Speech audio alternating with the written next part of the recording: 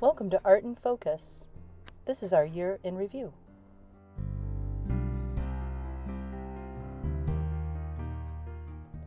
Art in Focus was founded in 1996 by Rita M. Ray. Rita M. Ray was an educator and pioneer for programming on women's rights, civil rights, and preschool education, as well as multicultural awareness through the arts. Rita created curriculum in Africa for developing schools over several years.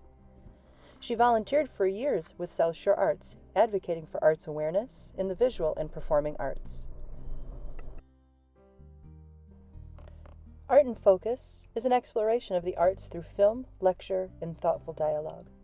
Art in Focus is for adult learners of all ages who are interested in the arts and their impact on the world, and to expose them to artworks, movements, and artists that might otherwise be out of reach. An important aspect of the program is the thoughtful dialogue between the program facilitator, the guest speakers, and the attendees to broaden the views of the arts and individuals in our world.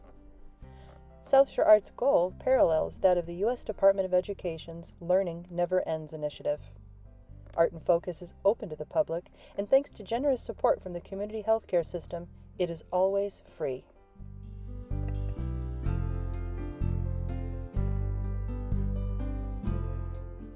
Our topics and artists this season represent our joint experience of maintaining creativity throughout the COVID pandemic.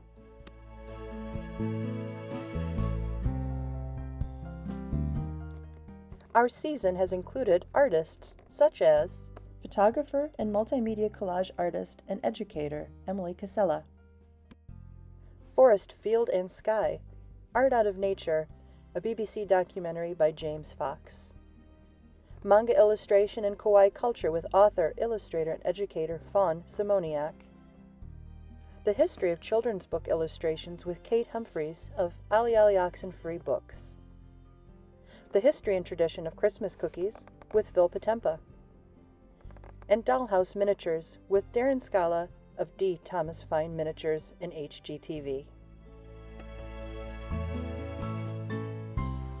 We were also exceptionally lucky to be joined by pianist Y.L. Farouk, who joined Maestro Kirk Muspratt for the 80-20 performances of Rock and Blue.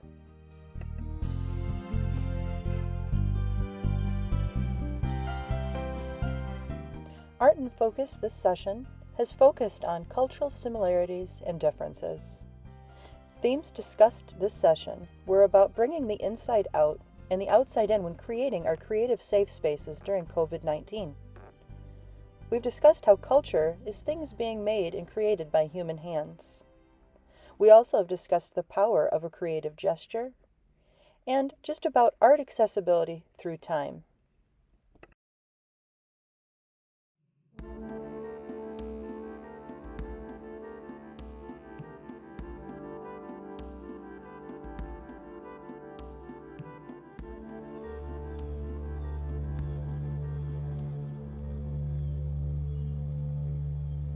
Thousands of years ago, Britain was covered in forest.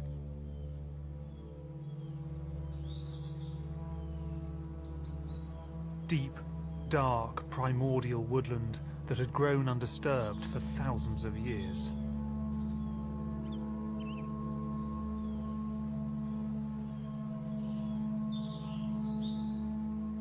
These were the landscapes in which our predecessors made their first homes.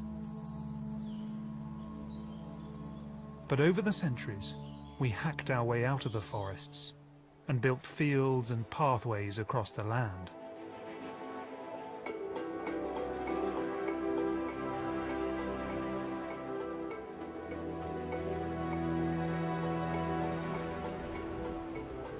And we made other marks in the landscape.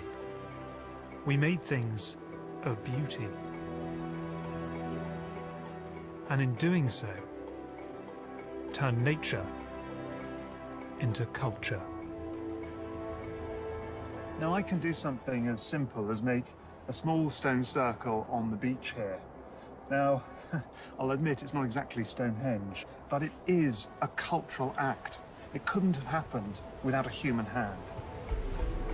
This basic act is the foundation of all human culture.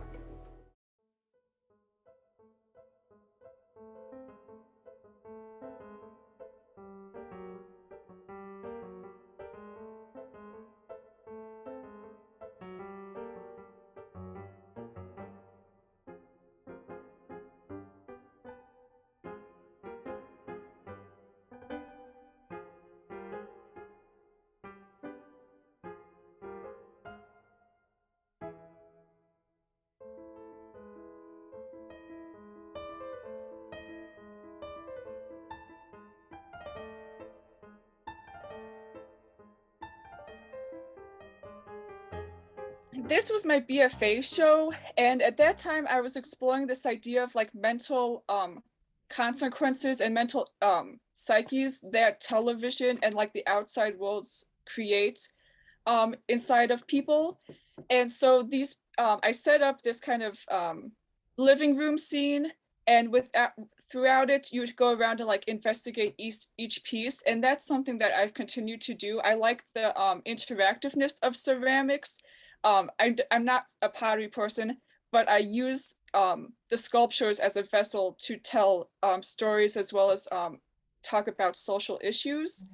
And so in this one, I was interested a lot in like fictitious fears that then turn real, as well as how people talking about different neighborhoods or different parts of different towns would like create these like stigmas against each other, and like how do you really justify what's true or not, and because everything is the same, you know, everybody just wants to live and continue to live and survive. And so we always create these like negative connotations about things that don't really serve us as a society. And so I chose this idea of like this mother and son looking at this television. And so both of them are seeing the same images, but then the son is like super excited and it's like, oh, this is great. And so in the back of their head is like a little scene of what they're thinking about. And then with the mother, it's very like overwhelming and like anxiety inducing to like see all of these things that are being presented on television and then having to worry about the kid. And so those are the things I was thinking about and discussing at that time.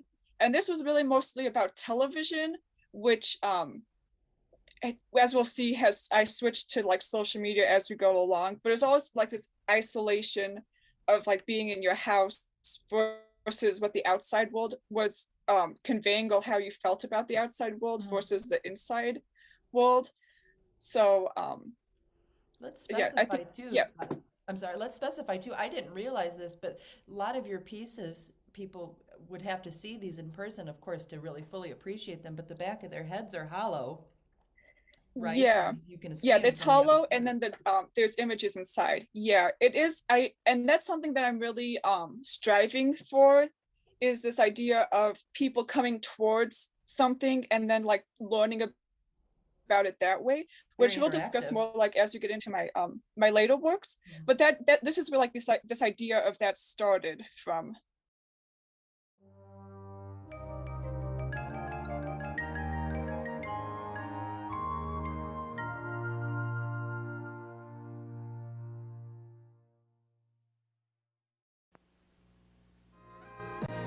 CBC, British Columbia.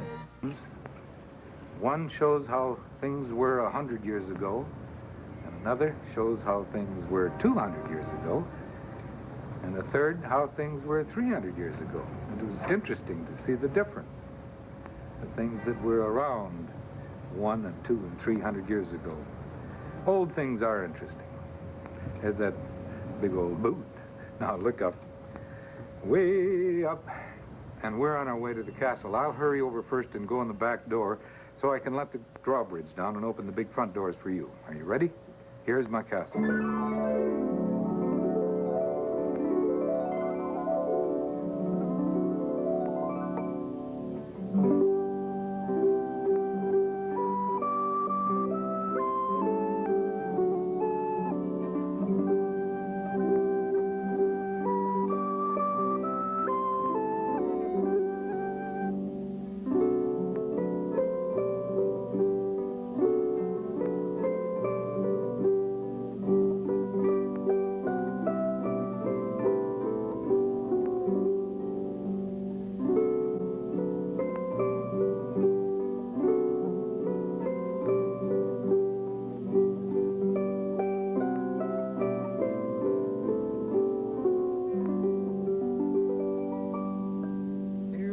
Inside. Here's one little chair for one of you and a bigger chair for two more to curl up in. For someone who likes to rock, a rocking chair in the middle.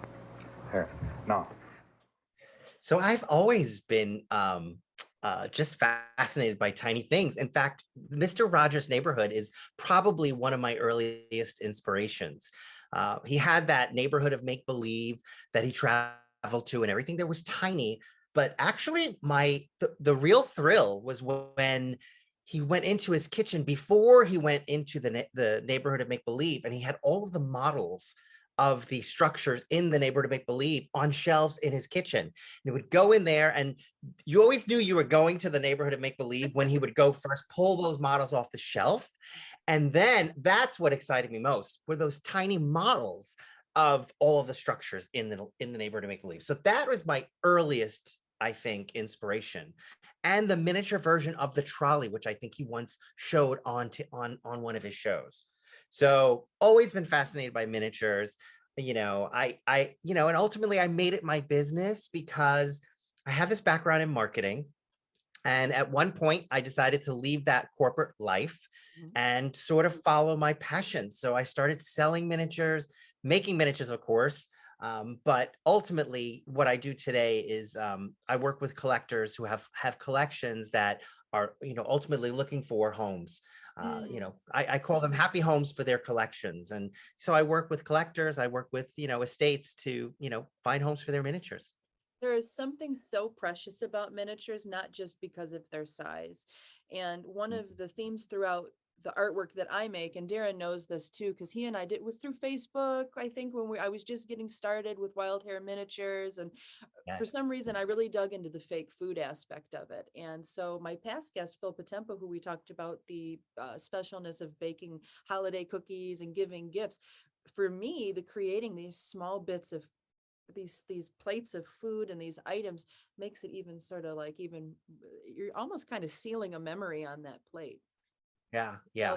I I start. mean, there are lots of theories why people get into miniatures, and they're really, some of our earliest memories are playing with toys that are small versions of full-size objects. Yes. So I think, and there are lots of theories we can go into. Control, and why do people they want to control their environment? You can go really deep, but Me saying people, I'm I a think, control freak ultimately, because you're right.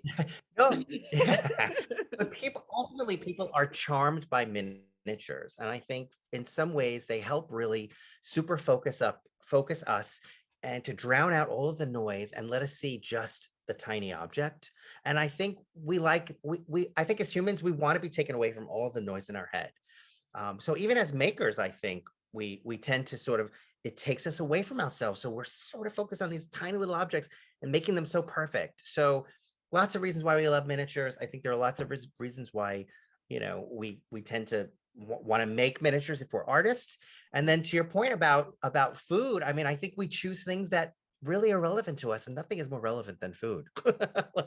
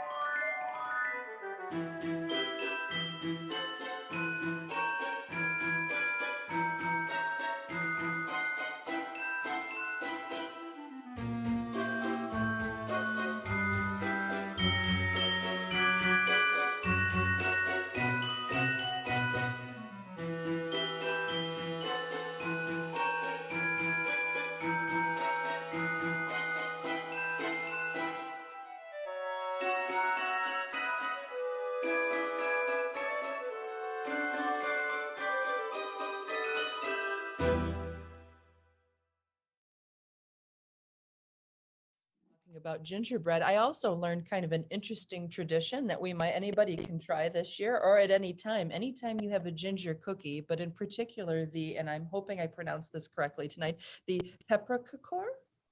Peppercorn? I think I said it rightly this time. This time. Anyway, ginger snaps, any kind of ginger crispy cookie. You put it in the palm of your hand and you're supposed to tap it with your forefinger and your thumb and break it. And if it breaks in 3, you get a wish. Love that. New tradition. I love that. I mean, it's a new old tradition. I absolutely love that. Yeah.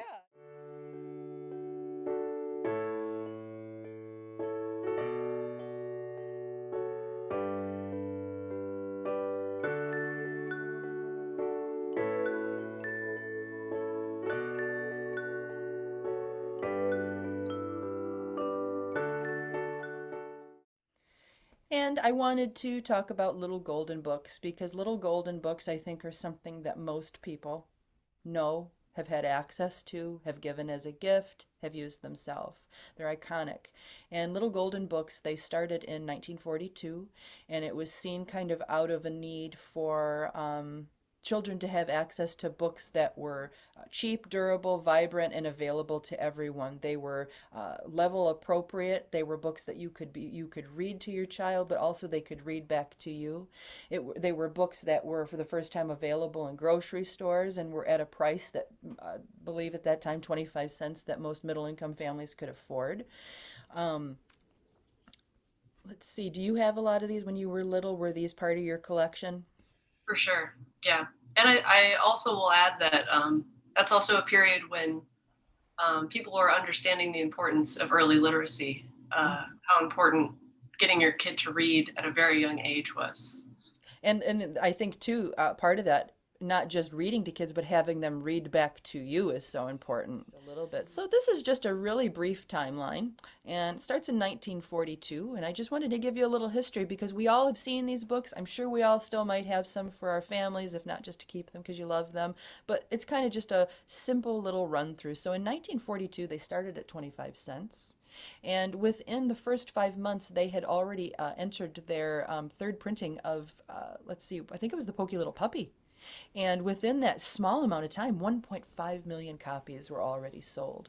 And so in 1944, though, in a short amount of time, and we'll talk a little bit about this in depth, they partnered with Disney. And that took them off in a lot of directions. Every character had a book. And there's that whole thing with technology too of animation happening at the same time and what that meant for partnering with the book. It's a lovely thing. But we were talking a little, we'll get back into that about how little golden books might have gotten a little ahead of themselves. So in 1950, though, that kind of in that same theme, as wonderful as they are, this is when they started product placement. And it was with Dr. Dan, the Band-Aid man, I think is what he was called, the Doctor Man. And they had a Johnson & Johnson Band-Aid that came with it. And already in 1952, the mind just boggles, 183 million different books were sold. And the first year in 1942, 12 books were issued, and I've got those in the next slide. But in 1962, within 20 years, they had gone up 4 cents. And by 1967, they'd already sold 200 million books. 1971 is a marker that I wanted to mention because I think it's a really important one with little golden books. It's when they partnered with Sesame Street. And Sesame Street is such an important and iconic thing in existence. They have done so much for multicultural purposes and bringing everybody into the fold and making everybody feel included. And where I think Golden Books had kind of literacy and books for all, Sesame Street had learning for all. And even though they're product heavy and Grover's got 1,000 books like the monster at the end of this book, there's something a little bit less bawdy about Sesame Street than Disney for me. Do you feel that way too, Kate? Absolutely. I mean, the purpose of Sesame Street is for learning, and learning not only didactically, like we were talking about, but like social emotionally. Yeah. Well, yep. And also, sorry to interrupt you, but also just to see outside yourself. I think that's the difference between Sesame Street and Disney. It's not it, you can see outside yourself a lot better. So, again, that's a whole other art and focus. Come back. So in 1977, they've gone up to 59 cents, and 82, about the time I started to come to town, 89 cents. The Pokey Little Puppy, and I'm going to bring up my copy here. So, and I learned a lot. And if anybody here after the fact would like to learn more from myself or Kate about how to find out whether or not the book that you have is a treasure or if it's just kind of a one you might find in mass at a garage sale, it's all about the binding. But in 1986, the Pokey Little Puppy sold 1 billion copies. That's crazy. So much so the Smithsonian in 1992 welcomed them into the fold for just acknowledgement. In 2022, $5 for one of those books. That seems excessively high. And a couple things I didn't mention too. In 1974, Barbie was integrated into it. And then also I read about how they were used on the Bozo and the Howdy Doody show, but also Annie Oakley books. Isn't that so of the time? And of that first, these are the first 12 books that came out in 1942. And so I tried as much as I possibly could to get the original covers on here. And so you might recognize a few of these. And Little Golden Books have been really, really good about reissuing books every 10 or 15, 25 years to mark an important due date for them, or an important date for them. And so these were the first 12. Did you have any of these? Were any of these on your favorite list? I definitely had Pokey Little Puppy. Yep. But I had The Animals of Farmer Jones too. Good for you. I had The Little Red Hen was always a really important book, and this one here is kind of an offshoot of the Pokey Little Puppy. And if you get a chance to see this, it's a hardcover kind of cardboard book. It's his counting book. The illustrations in this are amazing. I just love, love, love them. All right, so now, just kind of briefly, I wanted to talk about the Caldecott Award. And this was something I remember learning in elementary school because you'd go to the library and you'd get to pick out what book you wanted to take home for the day or the week. And you were encouraged to find books that had either the Newbery decal on it, emblem medal, or the Caldecott. And the Caldecott Award is awarded to books for recognition and illustration, which is what we're talking about today. And so in 1938, the award was invented in honor of Randolph Caldecott, who had been an illustrator really well known in the late 1800s. And so it's given an excellence of execution in the artistic technique employed, just means that they did it really well and they knew their materials. And then also the delineation of plot, theme, and characters. It went side by side linearly with the story and enhanced the experience. In these pictures here, not only do we have examples of the emblem, but you have an example of the first one given called Animals of the Bible by Dorothy Lathrop, and that was in 1938. And then Me and Mama by Cosby Cabrera, which was just recently in 2021 one of the winners. Do you incorporate these medals as part of the experience when teaching about books? Do you talk about the history of children's book illustration and what makes a great book great? For sure. The Caldecott is like the, if a book has a Caldecott Award, it means that it has to be in your collection for sure. It means it's a very important book to have. Going through my collection, I saw that I have 6 versions of Blueberries for Sale. Anyway.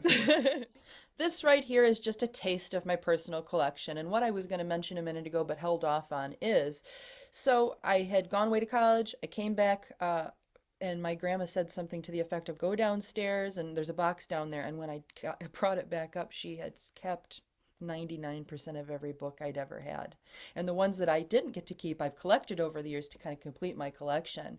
But there is nothing to me, it's like, that's more satisfying than being surrounded by these. And I keep a good amount of these books out in my house just to kind of see them because their images are so sweet.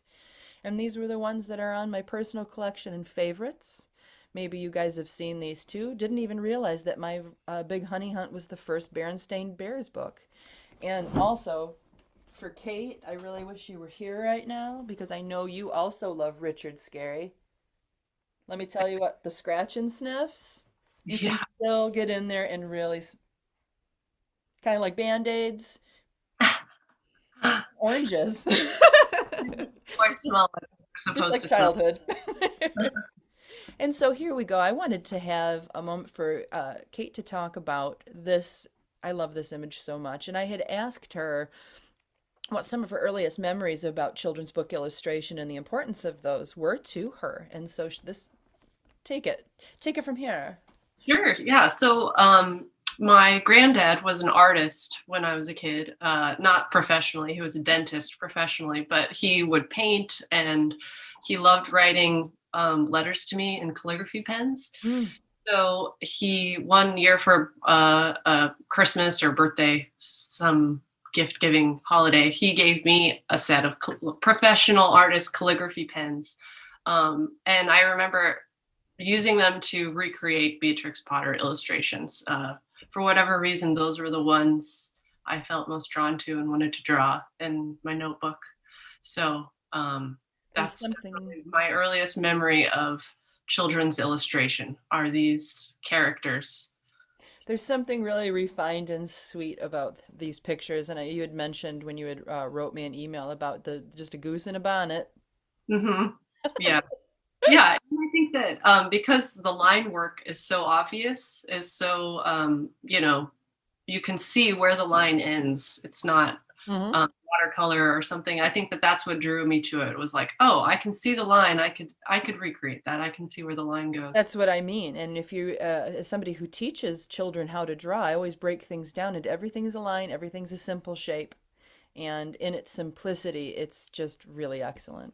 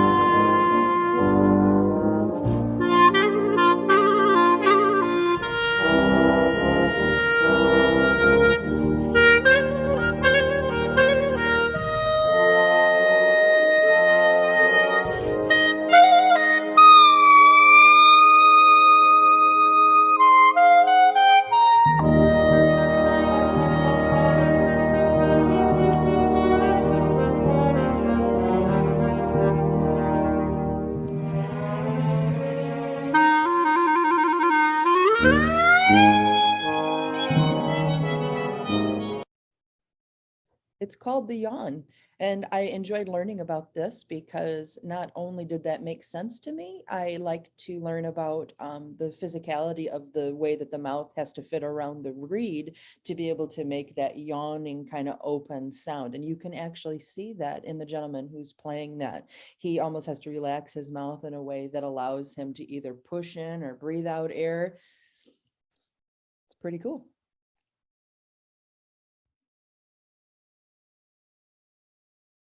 Slide here shows George Gershwin, Rachmaninoff, and in the center, Dr. Wael Farouk, who I think is the perfect choice to help bridge this, not gap necessarily, that's not what I mean, but just kind of bridge these two stories together in some ways that maybe we hadn't considered. I feel kind of like when I'm looking at these pictures, Rachmaninoff really kind of embodied that joy and sorrow. I feel that George Gershwin really embodied kind of this hopeful, peppy, joyous, kind of you can't shake it kind of feeling. And in all the pictures of Rachmaninoff, he's very stoic. And in the pictures of Gershwin, he's always he seems very jubilant, and he's got kind of like a mischievous little grin at times. And that is also something that I noticed with Dr. Farouk when I was able to meet with him. He's very stoic. He's got the most magical personality, and he just exudes this rightful confidence and just wiseness. But every once in a while, he gets this little like mischievous grin on his face, and you can't help but be you want to gravitate towards him and learn more.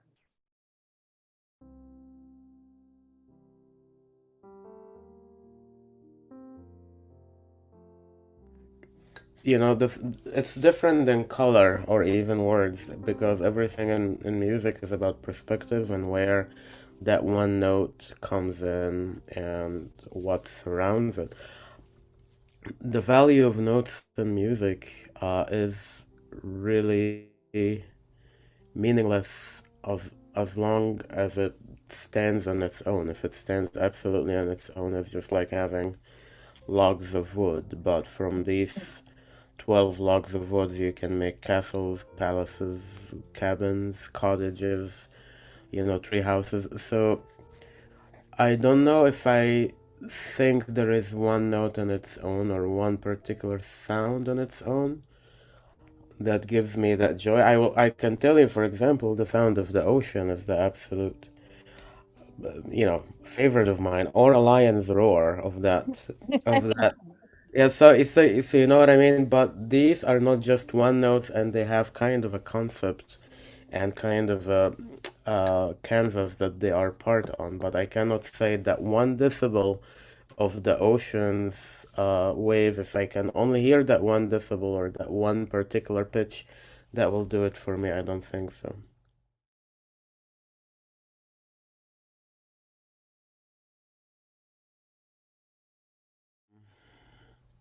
So two components here. What I first hope that they will take away.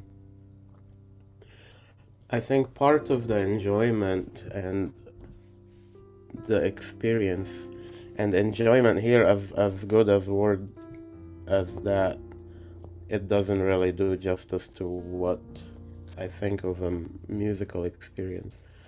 Um, First of all, the listening part, that communal um,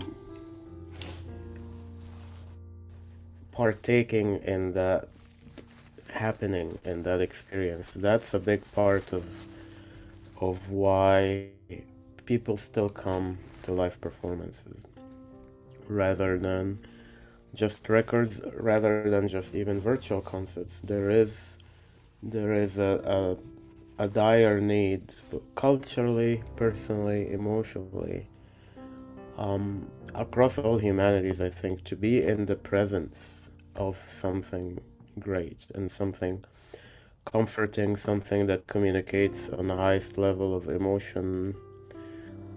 I will use my beach example again. There is a need of going to the beach rather than just watching it on your screen or buying a CD that just of you know, water sounds.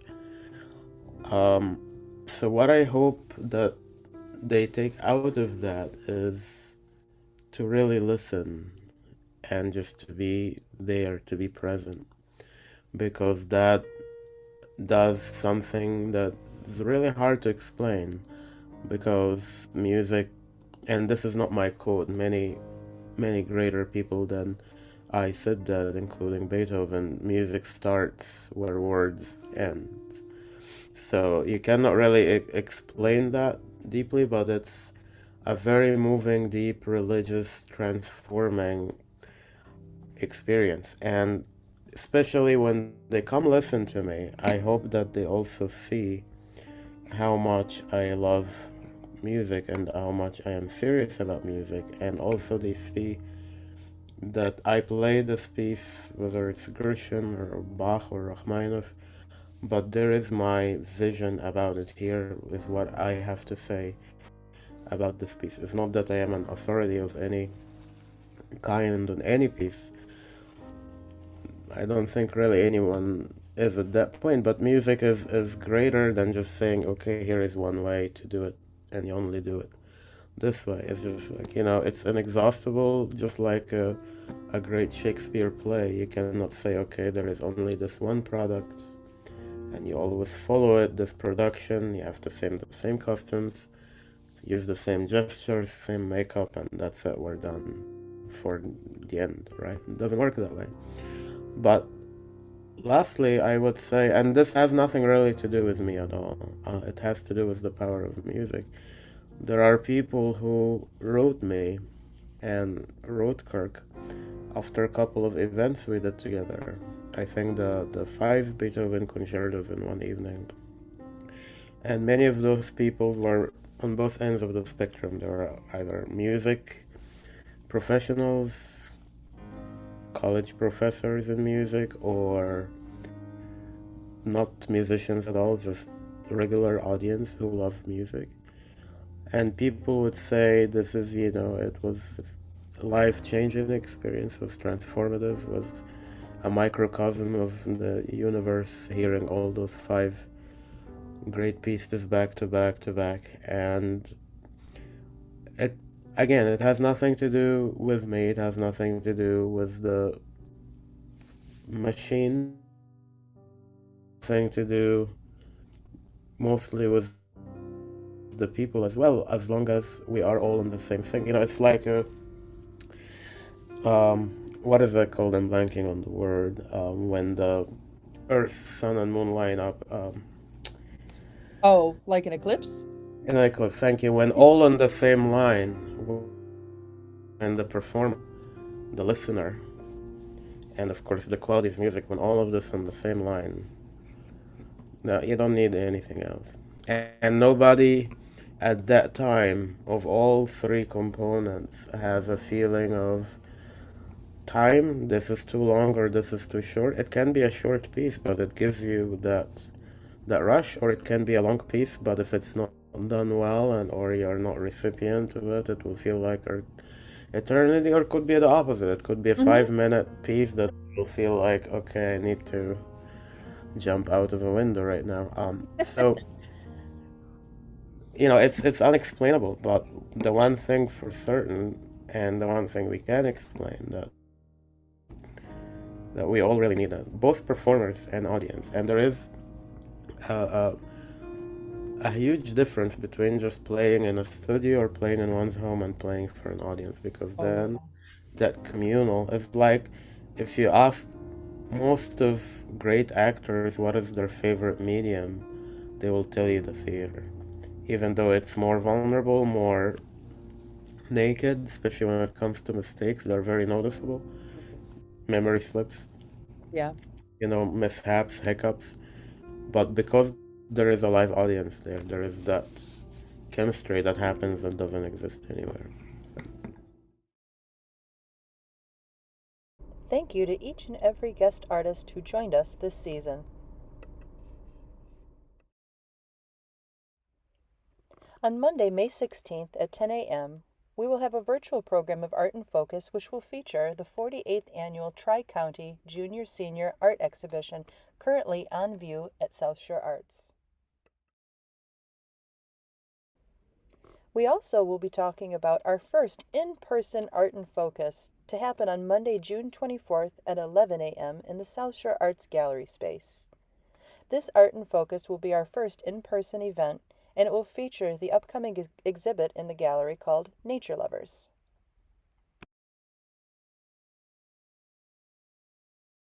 We will also be joined by Brandon Johnson, who has joined South Shore Arts as the new gallery coordinator. Today, Brandon has been kind enough to take us on a pre-tour of the Tri-County show.